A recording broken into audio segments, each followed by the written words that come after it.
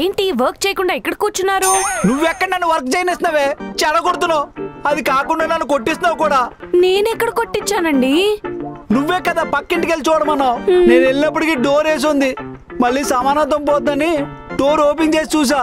అంత మంచి పని చేసిన ఆంటీ కొట్టింది నన్ను. ఎందుకు?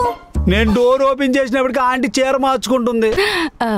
సర్లేండి, మీ సమానత్వం పూర్తయింది కాబట్టి ఇప్పుడు నా సమానత్వం బ్యాలెన్స్ ఉంది. నీ సమానత్వం ఏంటి? అవును, ఆంటీ బట్టలు మార్చుకుంటున్నప్పుడు మీరు చూసారు. సమానత్వం కోసం అంకుల్ బట్టలు మార్చుకున్నారు. ఆడియన్స్ ఫీల్ అవుతారు, వద్దు. మరి సమానత్వం?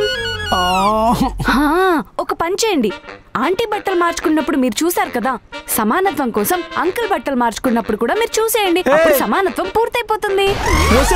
నన్ను తేడాగండి అనుకుంటారు. తేడాగాడు అనుకున్నా పర్వాలేదు, మనకి సమానత్వం ముఖ్యం. వెళ్ళండి.